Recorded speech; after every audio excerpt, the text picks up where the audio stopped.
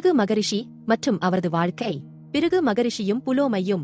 பழங்காலத்தில் பிருகு மகரிஷி தனது மனைவி புலோமையுடன் வாழ்ந்து வந்தார். அவர் கர்ப்பிணியாக இருந்தபோது மகரிஷி ஸ்நானத்திற்கு செல்லும்போது புலோமையிடம் யக்னத்திற்கு அக்கினியை தயாரிக்குமாறு கூறினார். அந்த நேரத்தில் புலோமன் என்ற அரக்கன் அங்கு வந்தான். புலோமையை பார்த்ததும் அவளின் அழகு கண்டு மயங்கி அவள் யார் என்று அக்னிதேவரிடம் கேட்டான். அக்னிதேவர் குழப்பமடைந்தார். ஏனெனில் புலோமன் ஒரு காலத்தில் புலோமையை திருமணம் செய்ய ஆசைப்பட்டிருந்தான். ஆனால் அவளின் தந்தை அவளை பிருகு மகரிஷிக்கு மனம் முடித்து வைத்தார்.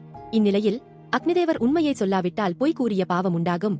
ஆனால் உண்மையை சொன்னால் புலோமன் தீங்கு விளைவிக்கக்கூடும். இதனால் அக்னிதேவர் உண்மையை வெளிப்படுத்தினார். இவள் பிருகு மகரிஷியின் மனைவி என்று கூறினார். அது கேட்டவுடனே புலோமன் கோபம் கொண்டு ஒரு பன்றி உருவத்தை எடுத்துக்கொண்டு புலோமையை கடத்திச் சென்றான். அந்த திடீர் அதிர்ச்சியில் அவளுடைய கற்பம் கிழிந்து குழந்தை கீழே விழுந்தது. அந்த குழந்தை கண்களை திறந்தபோது அவனது ஆற்றலால் புலோமன் எரிந்து நாசமடைந்தான். இந்த குழந்தைதான் சியவனன் என அழைக்கப்படுகிறான். அக்னிதேவருக்கு பிருகு மகரிஷியின் சாபம். பின் புலோமா தனது மகனுடன் பிருகு மகரிஷியிடம் சென்றாள். அதிக பாசத்துடன் அவன் குழந்தையை நோக்கிய போது அவள் நடந்ததை சொன்னாள். அதை கேட்டதும் பிருகு மகரிஷி மிகுந்த கோபமடைந்து, அக்னிதேவா, என் மனைவி பற்றி சொல்ல வேண்டாம் என்று நீ முடிவெடுக்கலாம். ஆனால் நீ உண்மையை சொல்லி ஒரு அரக்கனுக்கு உதவி செய்துவிட்டாய். எனவே நீ இனி சர்வபக்ஷகன், அனைத்தையும் விழுங்கும் ஆகிவிடுவாய் என்று சபித்தார். அக்னிதேவர் மிகுந்த கவலையடைந்து, மகரிஷி, பொய்யை சொன்னால் நரகத்திற்கு செல்வேன். எனவே நான் உண்மையை சொல்ல வேண்டும் என்று நினைத்தேன். என் குற்றமில்லாமல் நீங்கள் என்னை சபிக்கின்றீர்கள். நான் இந்த உலகத்திற்கே தேவையானவன். இனி யாகங்களில் ஹவிஸ், வேள்வி கொடை கொடுக்க மாட்டேன் என்று கூறினார். அதனால் உலகம் இருளில் மூழ்கியது. யாகங்கள் நின்றுவிட்டன. தீபங்கள் அணைந்தன.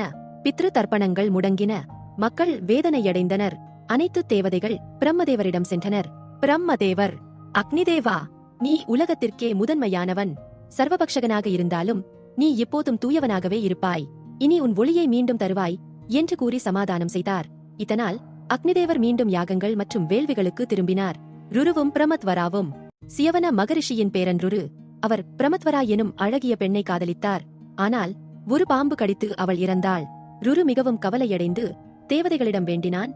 நான் புண்ணியவானாக வாழ்ந்து வந்தேன். என் செயல்களால் என் காதலி உயிருடன் வரட்டும் என்று பிரார்த்தித்தான். யமன் வந்து யாராவது தங்களது ஆயுள் பாதியை அவளுக்கு தந்தால் அவள் உயிர்த்தெழலாம் என்றார்.